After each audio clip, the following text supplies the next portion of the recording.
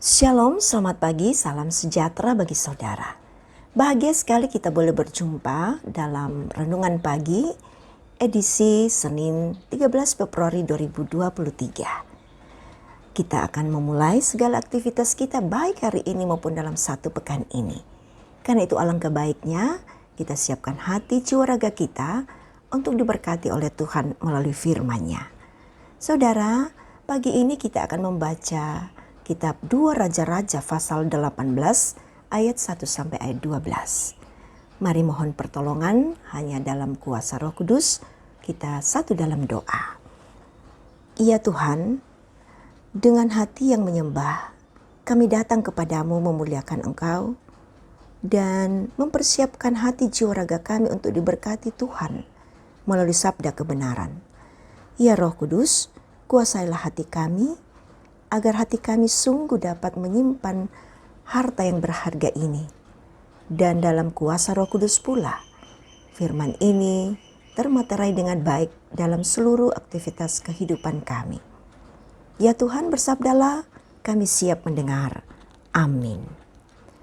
Saudara, bacaan kita 2 Raja-Raja pasal 18 ayat 1 sampai ayatnya yang ke-12.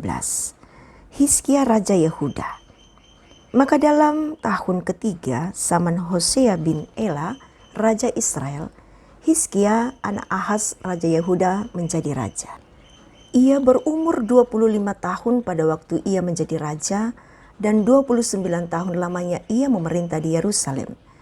Nama ibunya ialah Abi, anak Sakaria.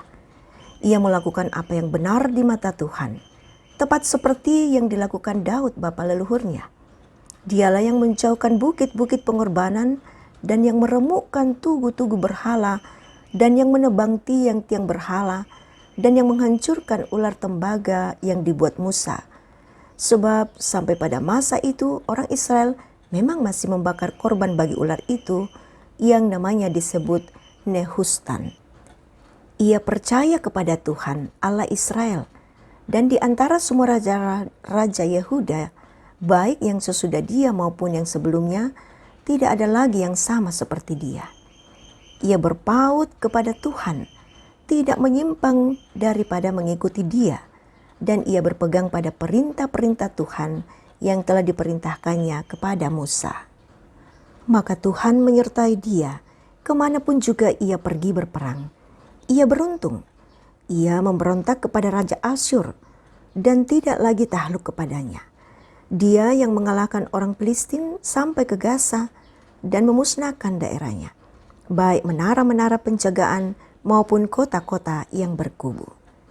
Dalam tahun keempat zaman Raja Hizkia, itulah tahun ketujuh zaman Hosea bin Ela, Raja Israel, majulah Salmaneser, Raja Asyur, menyerang Samaria dan mengepungnya. Direbutnyalah itu sesudah lewat 3 tahun. Dan tahun ke-6 zaman Hizkia, itulah tahun ke-9 zaman Hosea, Raja Israel, direbutlah Samaria.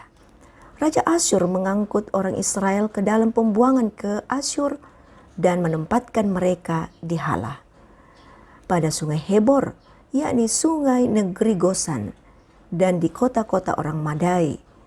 Oleh karena mereka tidak mau mendengarkan suara Tuhan Allah mereka dan melanggar perjanjiannya, yakni segala yang diperintahkan oleh Musa, hamba Tuhan, mereka tidak mau mendengarkannya dan tidak mau melakukannya.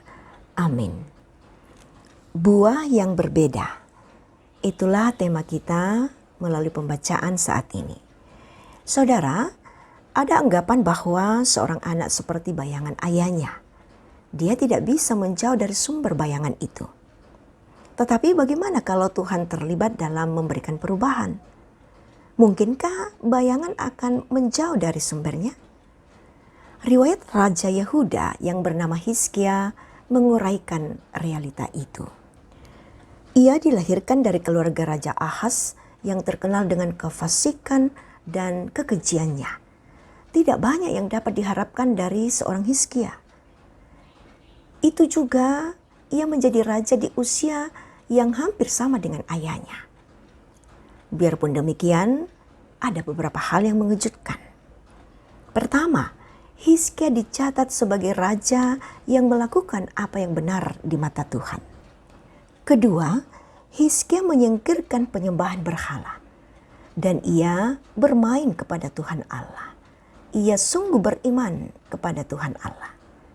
Maka Tuhan berkenan memberikan penyertaannya kepada Hizkia kemanapun ia pergi. Keberadaan Hizkia di dalam kerajaan selatan dikontraskan dengan Hosea dalam kerajaan utara. Sementara Tuhan Allah menyatakan penyertaannya atas Hizkia, Hosea juga mengalami pengepungan dari Salmanesar, Raja Asyur yang mengakibatkan jatuhnya Samaria. Perbandingan ini menunjukkan apa yang dialami oleh mereka yang bersandar kepada Tuhan Allah dan oleh mereka yang memilih untuk mengabaikan Tuhan. Iman yang sejati adalah buah anugerah dari Tuhan. Satu-satunya Allah yang benar yang memberikan kekuatan dan penyertaan bagi orang percaya. Saudara, bagaimana kita dapat mengalami anugerah Allah? Keberadaan Allah adalah sebuah kenyataan yang tidak dapat dipungkiri. Ketika kita mengalami kehadiran Allah melalui persekutuan dengan firman-Nya, kita akan disadarkan atas semua kekurangan dan kondisi kita yang berdosa. Semua kekurangan ini akan dipulihkan dan disempurnakan hanya oleh Allah sendiri. Inilah realitas kelahiran yang datang dari atas, yang mengubah status kita di hadapan Allah. Dari musuh menjadi anak yang diangkat melalui anugerah Kristus Yesus yang menyelamatkan. Tuhan dimuliakan. Amin. Mari kita bersatu menaikkan doa, permohonan dan syukur kita. Mari kita berdoa. Tuhan, kami memasuki hari pertama dalam pekan ini dan kami yakin Tuhan memperkenankan kami. Jikalau Tuhan sudah mengizinkan kami bangun dari tidur kami, maka kami percaya Tuhan juga berkenan bagi kami untuk menjalani hari ini. Tuhan, penuhi kami dengan hikmat-Mu, sehingga kami terus memahami bahwa jikalau Tuhan berkarya dalam hidup kami, maka apapun dalam dunia ini tidak akan bisa menghalangi. Terima kasih kami boleh belajar dari firman-Mu saat ini. Oh Bapa di sorga, kami serahkan seluruh pengharapan kami. Jika ada yang merasakan dalam keadaan sakit, dalam keadaan berduka, dalam keadaan gumul-gumul yang lain, Engkaulah satu-satunya tempat kami bersandar. Tetapi jika kami merasakan berbagai hal-hal yang membahagiakan kami, yang membuat kami berhasil, maka tolonglah kami Tuhan agar kami selalu dapat mengucap syukur kepadamu. Oh Tuhan Bapa di sorga, penuhi kami dengan kuasa dan hikmat-Mu, agar kami tetap melihat segala hal yang mungkin saja tidak sesuai dengan harapan kami, tetapi kami mampu melihatnya dalam kuasa dan kasih-Mu Tuhan. Terima kasih penguatan-Mu saat ini Tuhan melalui firman-Mu. Penuhi kami dengan anugerah-Mu, hadirat-Mu menyertai kami semua.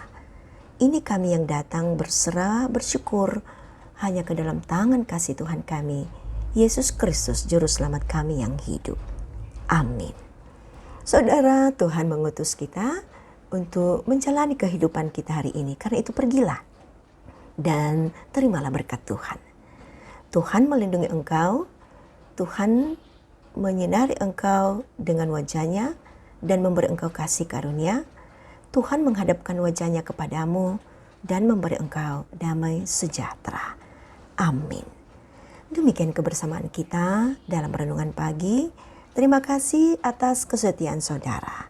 Selamat menikmati kebahagiaan dalam hari ini. Tuhan dipermuliakan. Amin.